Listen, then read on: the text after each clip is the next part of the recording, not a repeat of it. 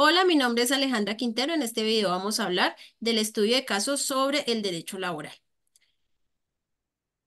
Diana, una funcionaria de 37 años con 16 años de cotización al sistema de seguridad social, enfrenta un accidente laboral que le causa una enfermedad crónica y que podría ser mortal. Es la principal cuidadora de su madre con discapacidad y tiene dos hijos, uno de los cuales es universitario. Preocupada por el futuro de su familia en caso de fallecimiento, ha solicitado la pensión por invalidez, pero el director financiero de su empresa se opone a su solicitud. Son varios derechos que se le están vulnerando a Diana y por ello hay que empezar a desglosar cada uno y ver la responsabilidad tanto del empleador como del empleado y cómo procede la ley en Colombia para cada concepto. Cordial saludo, mi nombre es Edinson y seguimos con los puntos importantes del caso.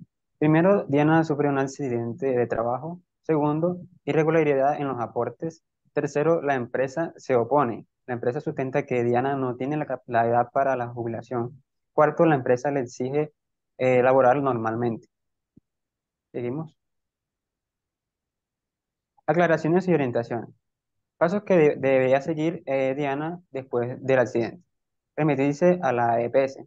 Diana fue a su EPS para allí que la examinen y la remitieran ante la ARL para que un médico laboral determine el porcentaje de pérdida de la capacidad laboral. Reportar el accidente ante la ARL.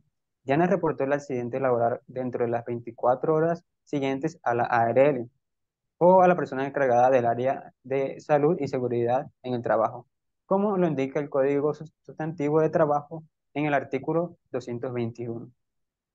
Según la Ley 797 del 2013 en su artículo 11, uno de los requisitos para obtener la pensión por invalidez debe verificar que haya cotizado siquiera 50 semanas dentro de los últimos 3 años anteriores a la fecha de estructurarse la invalidez, si el dictamen de pérdida de fuerza de trabajo fue del 50% o más. Una vez verificados los anteriores requisitos, se podrá solicitar la pensión de invalidez de origen profesional. Para ello, deberá presentar la solicitud ante la administradora de riesgos laborales a la que se encuentra afiliado el trabajador aportando la documentación exigida para este fin.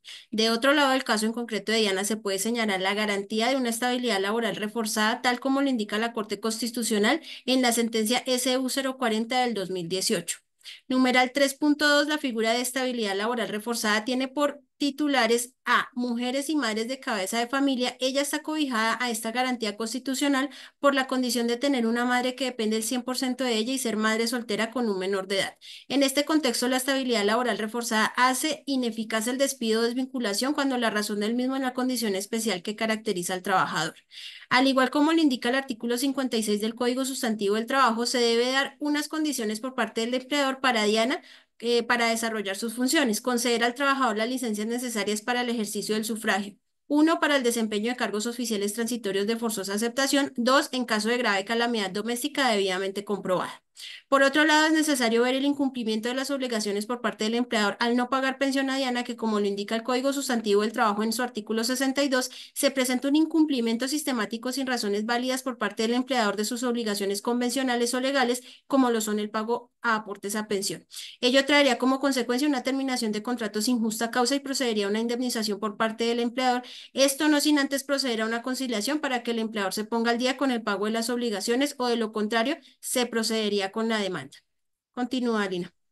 Mucho gusto, yo soy Lina Marín. Según nuestras valoraciones, entonces hablamos de una jubilación forzosa porque el dictamen de pérdida de fuerza de trabajo fue mayor al 50%, como lo dicen los artículos 38 y 39 de la Ley 100 de 1993. Y la empleada no tiene la culpa de las inconsistencias de la empresa con sus aportes. Por otro lado, respecto a los deberes de cada una de las partes, la Corte Constitucional, en la sentencia T-156 de 2023, concluye que, entre otros, al empleador le corresponden afiliar al trabajador al sistema integral de seguridad social y realizar el traslado de recursos, cotizaciones y aportes.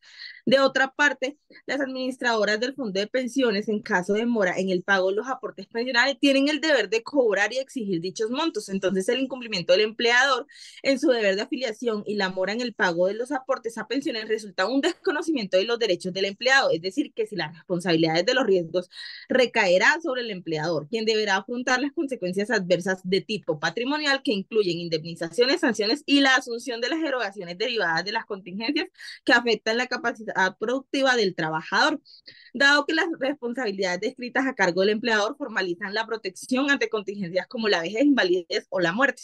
Entonces concluimos que se debe La administradora del fondo de pensiones fijar el monto adecuado con base a un cálculo actuarial, recibir su cancelación por parte de la empresa o activar los medios de cobro con los que disponga y asumir el reconocimiento y pago oportuno de la pensión, incluyendo dentro del cómputo de las semanas de cotización legalmente exigidas el tiempo de servicio prestado por el trabajador durante el lapso en el que se causó el pasivo del empleado. Muchas gracias.